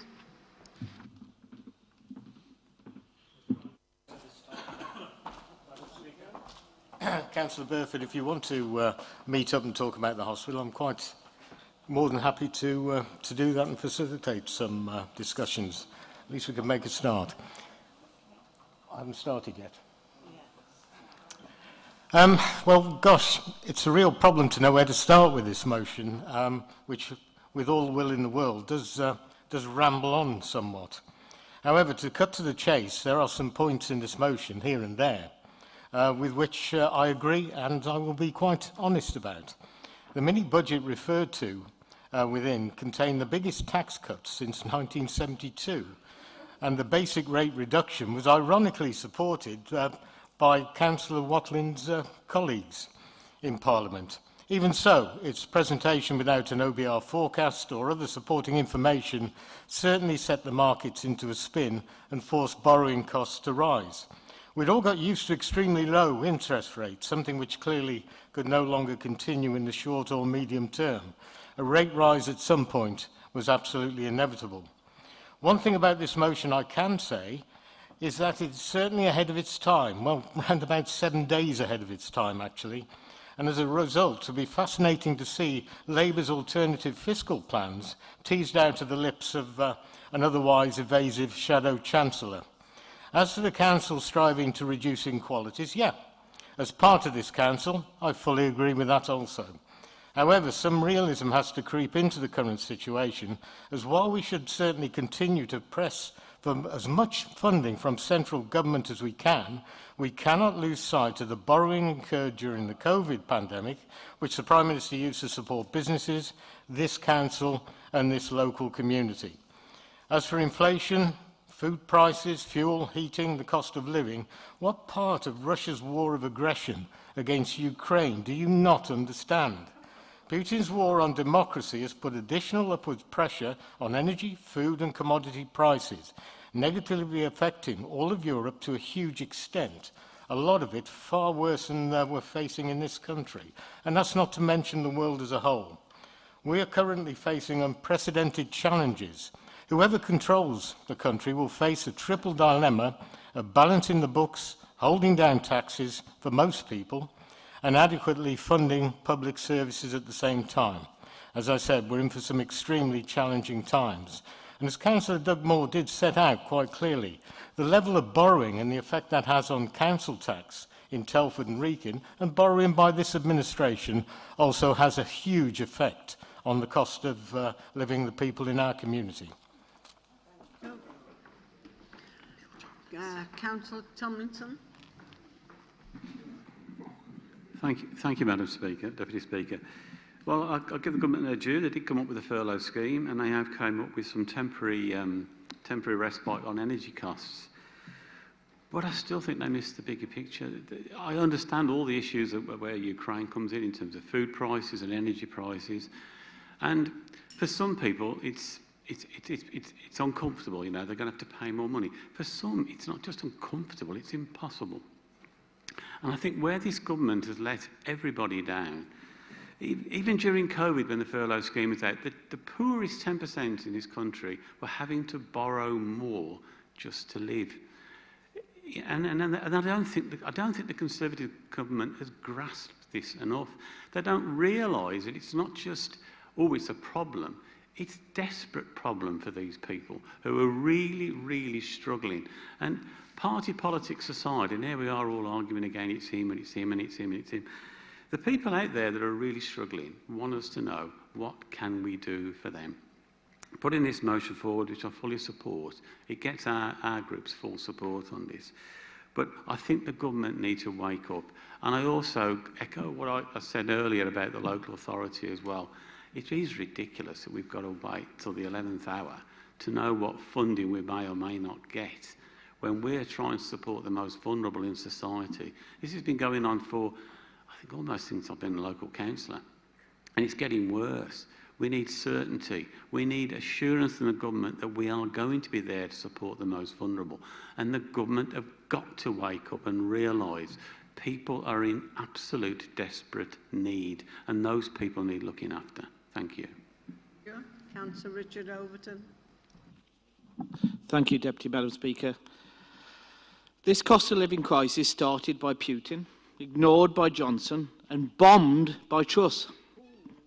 A mini budget out of the ELG Bible, which crashed the economy and only affected the most vulnerable, but also hard-working families. Fuel prices up, energy prices up, and food prices up too. This crisis needed compassion. It needed intervention, an intervention that didn't leave a debt for years to come. The decision made by the government should make them be held to account, not ordinary people bearing the cost of this burden. The fact that the energy companies continue to make billions of profits while families here in Telford worry about turning their heating on or what food they should buy from the supermarket. This is a crisis being allowed to happen by Downing Street. Shareholders getting richer and ordinary people getting poorer. This administration is on the side of our residents, continuing to protect, care and invest in our borough because we know the real issues affecting our communities, and we are trying to do all we can to help and support families and residents through this tough time. But we can't do it all. We need this government to take responsibility and help us. In fact, help all local authorities through these difficult times to continue helping and supporting their residents and not have to make cuts to their services or our services. Valuable services, delivering to all and also delivering to the most vulnerable too. It's time to put party politics aside tonight and make sure the government do the right thing for everyone for a crisis they have caused. Councillor Sean Davis. Thank you, Madam Deputy Speaker. Today we've heard from two sides of this council. The Labour side, which is on the side of our residents and our borough, and a Conservative side who are apologists for the government, and they are the voice of the government in Telford, not the voice from Telford to the government. And what we hear time and time again is that residents in Telford and Wrekin should be thankful, say thank you to the government for what they've done. It's not the government's money, Madam Deputy Speaker, it's our money, it's our taxpayers' money that goes off to London, and increasingly over the last 12 years it goes off to London and a lot less of it comes back to Telford and Wrekin. And people are seeing that time and time again. We see that as an organisation, Madam Deputy Speaker, £6 in every 10 that we had in 2010 gone. We know that next Thursday, every councillor with a brain knows that next Thursday we'll see further reductions in core funding for councils and the NHS and police and justice and welfare and social care and education and everything that moves, because they know the value of nothing. And, Madam Deputy Speaker, there will be people at home who have seen their rent increase, their mortgages increase. They go to the shop, they go and do their big shop, and they see the costs at the tills go through the roof. And the party opposite want thanks for that. No, no, no. Madam Deputy Speaker, Labour is on the side of our residents, and that's why this time last year we proposed a council tax freeze, not just for this year but for next. The party opposite voted against it. We invest in our communities, in our parks, in our spaces, so that children have got somewhere free to go. The party opposite voted against it. We put events on for our families across Telford Wrekin. The party opposite voted against it. We invested in our roads, our footpaths, our high streets, our district centres and regeneration. The party opposite voted against it. They are against Telford Wrekin. They're for the Conservative government. Labour is on the side of our residents. Now, I'm going to close the debate, but I've got two more speakers which I'm going to take, and it's Carolyn Healy for one. Thank you, Madam Deputy Speaker. I'm disappointed really by the comments from members opposite. Almost wanted to excuse the situation that our residents find themselves in on things like Ukraine. Of course that does have an effect, but it's about resilience, isn't it? You know, we are struggling much more in this country compared to our other neighbouring countries who are also affected by Ukraine in the same way because of that lack of resilience. We have a Chancellor, a new Chancellor, who wants to fill a 40 billion black hole. But let's think about, you know, that black hole. That black hole is a black hole created by the Conservative Party. Not just the disastrous Truss and Kwarteng mini-budget that just completely ruined our credibility and spooked the markets and led to inflation rates rising and people struggling with mortgages as a result of that and food costs as a result of that.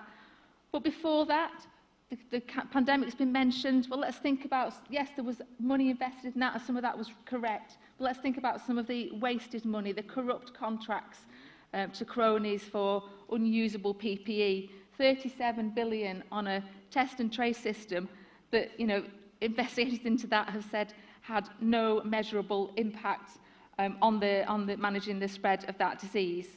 The whole mismanagement of the economy, the mismanagement of the exit from the EU. You know, we've made that decision to leave the EU, but it's been handled so disastrously. It's cost us £42 billion in a divorce bill from the EU, as well as the loss of trade, and a decade of stagnant growth under this Tory government, really driven by this ideological approach to austerity, and now they want to repeat that and add more austerity in. The last line of that motion says, without government support, cuts to services are inevitable. And that's the crunch, isn't it, really?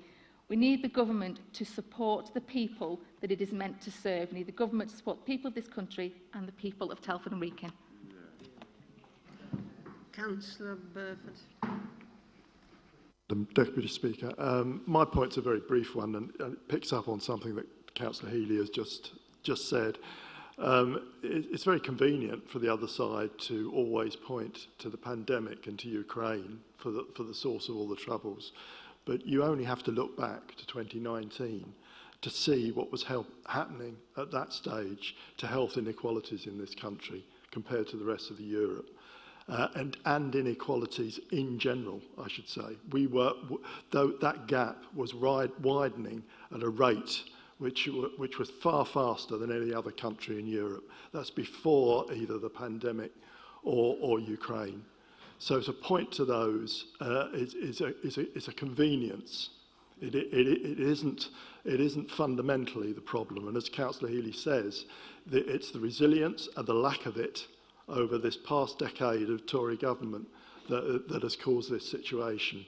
And that is going to get worse unless we have a different government managing this situation. Thank you. Thank you. Councillor Watley, do you want to use your right of reply? Yeah, thank you, Madam Deputy Speaker. Well, what can we say?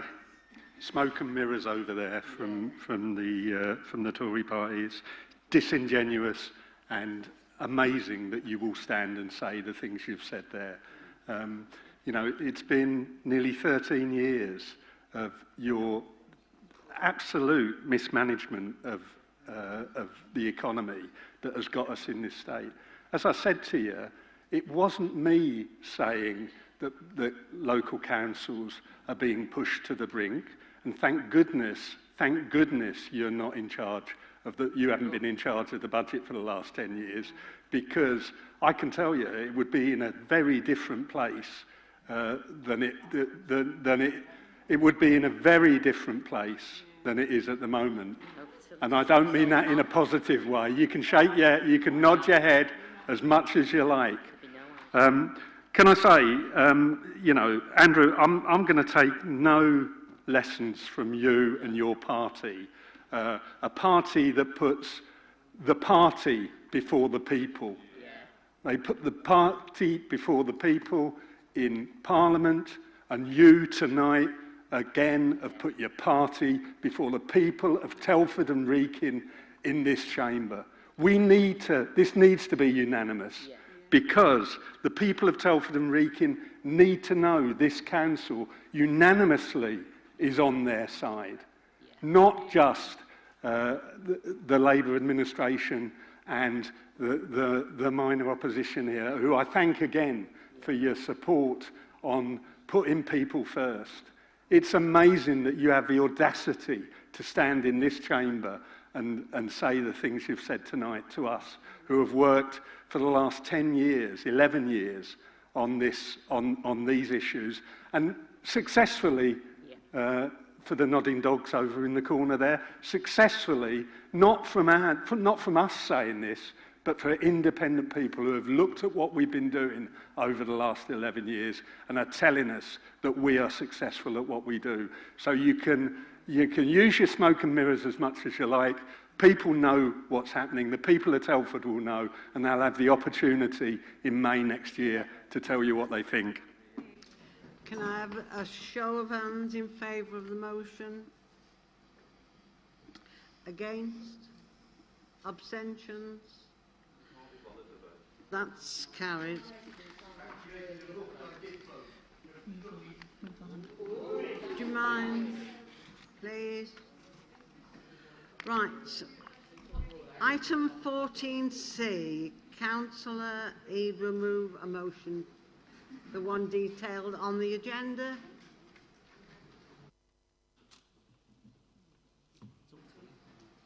Does it? Oh, sorry. Yes, I have called you. I thought you'd like to move your motion.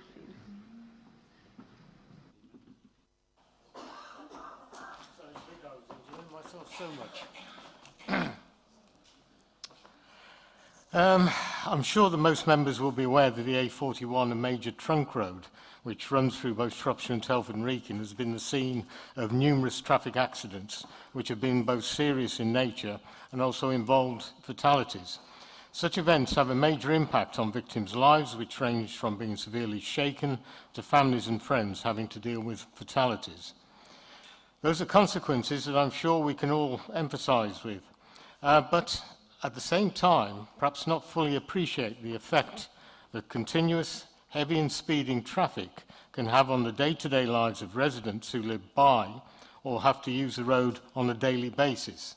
Parts of the A41 which run through our borough and Shropshire are simply not safe, and with this in mind, I've been compelled to bring this motion to full council and ask for some help and support. As many members will be aware, a funding pot of £400,000 has been made available by the Police and Crime Commissioner, John Campion, for the provision of average speed cameras to be rolled out in both Shropshire and Telford and Wrekin. In the meantime, Mr Campion has formed a working group to consider specific average speed camera schemes, whose proposals and recommendations will be announced by the Chief Constable as early as the new year. Whilst not providing the whole answer to traffic accidents on the A41, they would go a long way to making certain stretches a much safer proposition, and I believe it's incumbent on this authority to play its part in securing a portion of that available funding. Telford Highways engineers have said that having average speed cameras installed would allow the introduction of much needed localised speed limits. Be that as it may, To address the undoubted concerns and problems on the A41, this authority must play its part in drawing up a long-term plan in collaboration with both Shropshire Council and the Highways Agency to investigate if and where changes need to be made to either speed limits, road layouts or any other remedial works. Such partnership working must focus on environment, education and enforcement, to which end the Police and Crime Commissioner has given me an undertaking that he will play his part in supporting that necessary work. However, my understanding on the A41 issue is that links with Shropshire Council on what has to be a joint approach are not particularly strong at the present time. Any joint partnership, including the Highways Agency, must be fully integrated if we're to secure the funding for the work that I've just mentioned. To do nothing and let this opportunity slip away would be a dereliction of our duty of care as a Highways Authority. It would be simply unforgivable. To allow accidents and fatalities to continue without taking such a proactive stance, along with measures to prevent them, would be to turn our back on the many residents and others that are compelled to use that particular road on a daily basis. Time is pressing, and time is certainly of the essence if we're going to secure this money for the borough. And I look forward to receiving an undertaking from the Council that it will fully engage with the Highways Agency and Shropshire Council and support this motion to improve safety and reduce the accident rate on the A41. Thank you, sir. Councillor Burrell. I'll preserve my right to speak, Chairman. Right. I understand there's a amendment in the motion. There is an amendment to this motion and alterations are shown on the screen. Can you see them while I'm looking at them? Yeah. So, Overton, yes. So Councillor Overton will propose the amendment. Sorry, Councillor. So, thank you, Madam Deputy Speaker. We're here to amend the motion because we believe we can improve this motion. We are fully supportive of improving safety across our town. We continue to be on the side of our residents and continue to invest in improving road safety for all road users across the borough. We share the concerns around the number of road traffic collisions on the A41 that has occurred in a variety of locations, both in our borough but also in the wider Shropshire Council area. As an active member of the Safer Roads Partnership, the Council continues to work with partners including West Mercia Police, Shropshire Fire and Rescue and Shropshire Council to develop a route-wide approach to the issues recorded. It is important to work with partners and to support them in securing additional funding, and securing this investment for the Police and Crime Commission would deliver effective results while ultimately improving safety along the A41 route, but specifically that within our borough. However, members will no doubt be aware of other road safety concerns within their wards, and the Council continues to bring forward measures to improve road safety alongside road safety education. You're aware that we've dedicated funding within our capital programme to tackle road safety concerns, and will shortly be developing schemes such as the A5223 and the Old Park Roundabout. This is on top of the investment into improving safety outside schools, and the support and delivery of 20-mile-per-hour zones in the report that was presented to Cabinet last week. Therefore, the amendment is to make sure that we can secure the proposed Police and Crime Commissioner's £400,000 funding for the West Mercia Force area, but not only into the A41 where it runs through our borough, but also to support safety improvements into other projects across Telford and Wrekin. Councillor Carter will second it. Yeah, I'd like to second the amendment, if I could. As Councillor Overton said, we place, as an administration, we place massive importance on investment into all aspects of our highways, whether that be upgrade, refurbishment, or safety.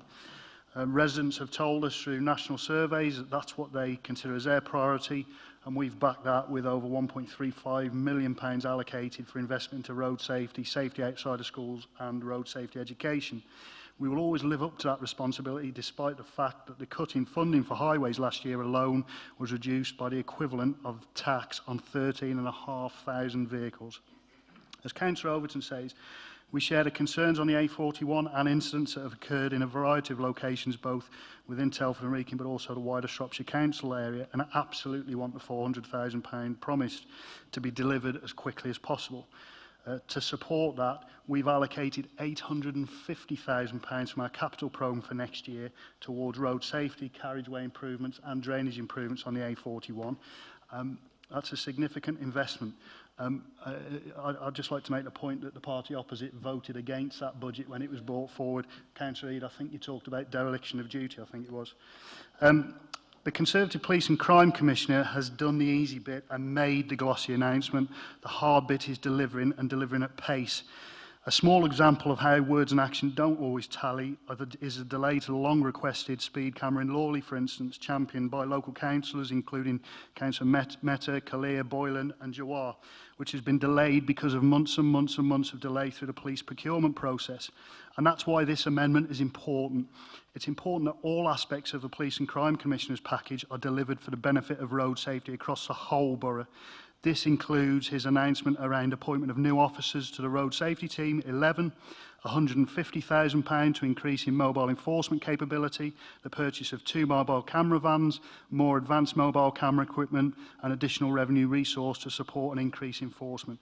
Those are absolutely essential for not just the A41 but road safety across Telford and Wrekin, and that's why I'm pleased to second this amended motion. I will now open up for debate, but as a reminder, this is a debate on the proposed amendment only. Right, Henny? Body? Did you want to speak? Thomas Younger indicated. Sorry? Thomas Younger did indicate. Madam Speaker, if you don't mind, Councillor Yanker did indicate, but I'm not sure if it was on the amendment or on the substantive motion. Oh, I see. So what's his? Move it. Andrew's got. Any? Yes, Andrew. Yeah, if I can, I'd like to seek some clarification looking at the wording of the amendment there. The pot that I've raised, the 400,000, is purely for average speed cameras, not for speed cameras per se. So it is for a scheme that will go across Shropshire and Telford and Wrekin. Now that can, I mean, you can read that two ways, to be quite honest. I think, because if we're looking to dilute the 400k into other schemes, clearly that is not going to happen. That money, that pot of money is there for average speed cameras. Now, you know, I really would like some clarification around the wording on that, to be honest, because in many ways I think that actually negates the motion itself. Right, nobody else?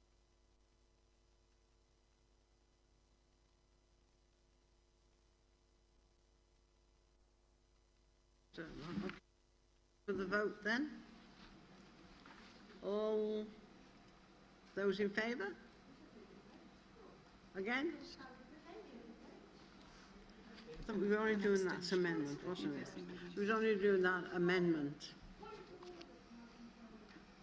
It'd be a debate on the amendment before you put it to the vote. Well, that was what I was waiting for, the debate. Madam Speaker, if you don't mind, I'll address the meeting. There was actually a request for comments on the amendment, and then Councillor Eade was given the right to reply on the amendment. The vote that's just taken place is in relation to whether the amendment is acceptable or not. It's not for officers to just interpret the meaning behind the amendment. The vote has taken place and it was carried. So we now move on to the substantive motion, which is as is shown on the screen, and debate is now open in relation to the substantive motion. Deputy Speaker, as this amendment is actually going to negate the motion because the money can only be used for average speed cameras, and this amendment says it's going to be used for everything, it actually negates the motion and makes it completely worthless. Could I have a ruling on that point of order, Madam Deputy Speaker? Please. Yes, thank you, Madam Speaker. The rules around points of order do require the rule that is believed to have been breached to be stated, but I understand the point that Councillor Fletcher is making. In relation to negation of the motion, the interpretation of the amendment is that it's to allocate £400 to help this safety measure, as well as investing in other safety measures. Madam Speaker, it's a matter for you, but my advice would be that I do not think that negates the motion, but that's a matter for you, Madam Speaker. Right. Move to the vote. No. We've had the mood. Yes. Open the debate on the I substantive don't, motion. and I'm going to move Quick to comment, the vote because on this. you know, I asked for clarification because you could read it two ways.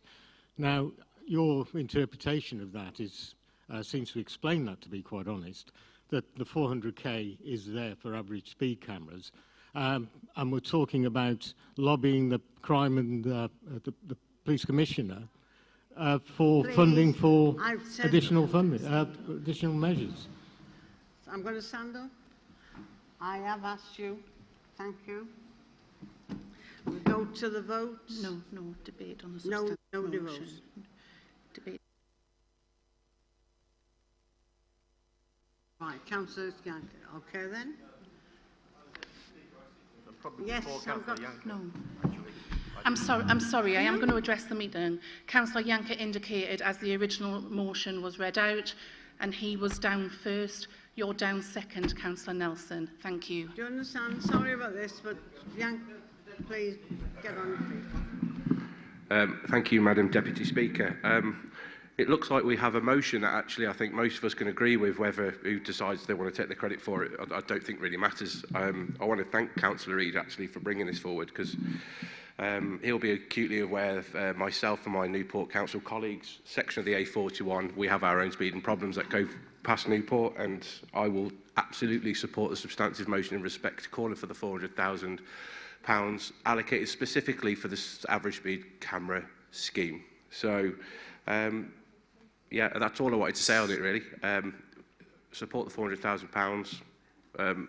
Whether we're going for the amended motion or not, I'm not really bothered. We all need to work together and ask for it, and so let's get on with the job. Thank you. Councillor Nelson. Yeah, thank you, Madam Deputy Speaker, and congratulations to you. And thank you, Councillor Yanker, and indeed Councillor Scott earlier for his comments about us working together.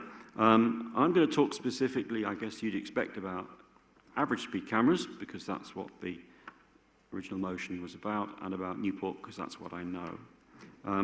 Members are very familiar with the A41 in Telford and Wrekin, and part of it runs through actually our ward, that's mine and Councillor Scott's.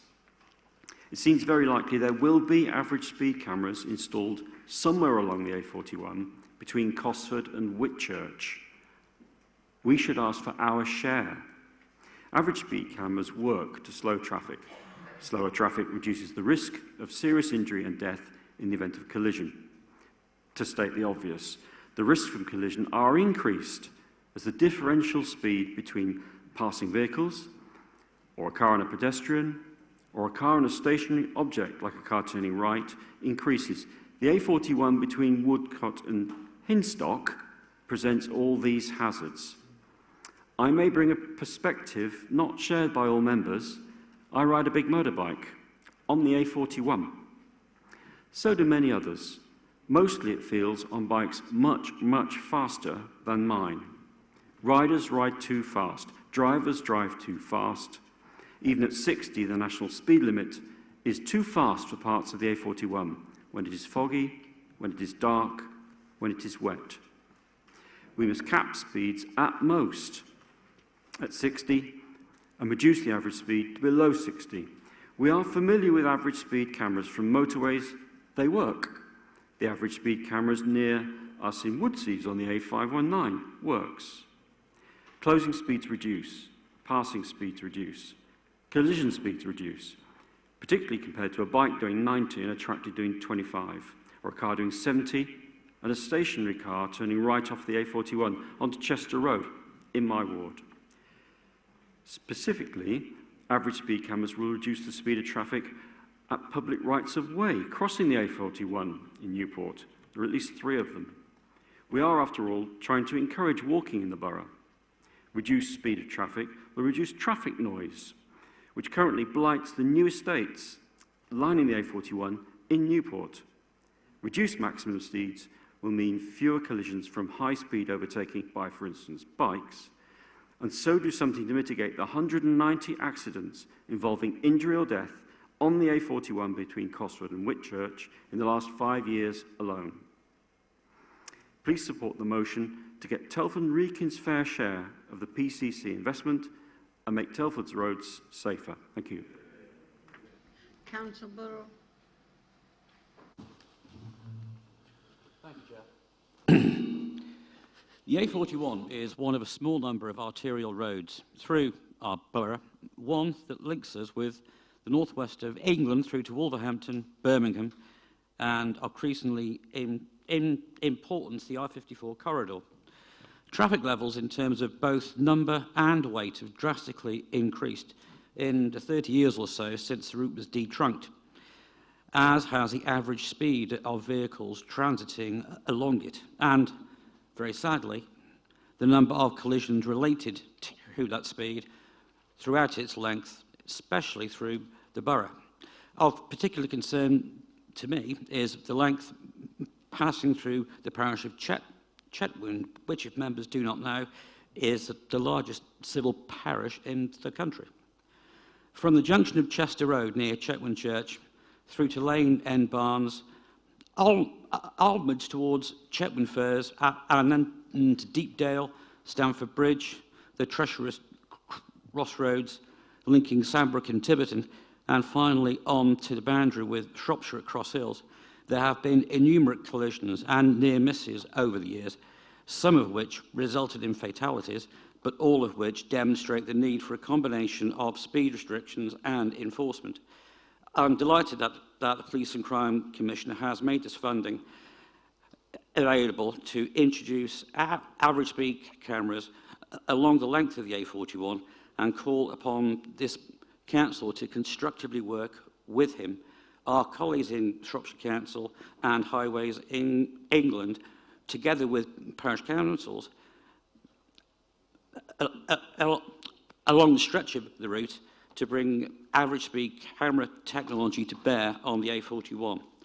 The leader of this council has spoken in the past about the clear red line, which in his mind sits between Telford and Wrekin and Shropshire councils. In my view, there are no boundaries where we can work together with colleagues in neighbouring authorities to improve road safety for residents of our borough. And I call on him and all members present to support the motion as amended and to get behind it and secure the investment for our borough and make a difference for our residents. Thank you, Chair. Thank you. Councillor Hoffland. Thanks, Madam Speaker, Deputy Speaker, members. I fully support the motion in road safety because road safety is a very important thing across the borough on the impact that it can have on our residents when it can go dramatically wrong. In my ward alone, there is a number of key areas that would benefit from road safety measures, particularly down Hadley Park Road, when speeding has been a major concern for residents within the ward. Haybridge Road, where speeding cars come down, of which we have seen multiple fatalities, so I support the motion. Thank you. Right. Before we move to the vote, Councillor A, do you have anything to say? Yes, I suppose I have. I've said it before, is that funding there is purely, the 400,000 pot is purely for average speed cameras. And what we don't need to do is dilute that. But the important thing to do here, as the PCC has indicated, is that we do need to start working with Shropshire right away, and we do need to start working with the Highways Agency right away as well. And it is that partnership to do that work and establish what the areas are. Well, my information is that we're actually not, and that is not going on at the moment to any great extent. So that work has to take place on the A41 so we can establish what needs to be done, where the problem areas are, what areas are prone to speeding, accidents, fatalities and everything else. But really, that work joint working has to start now if we're going to qualify for any of that funding. And as I mentioned in my address, to lose the potential for that funding, it just isn't acceptable. And the consequences of that happening could be horrendous. Show of hands in favour. That's unanimous. Let's carry them. Yes. Well, I will ask if there's any abstentions, but no, that's okay. That's fine.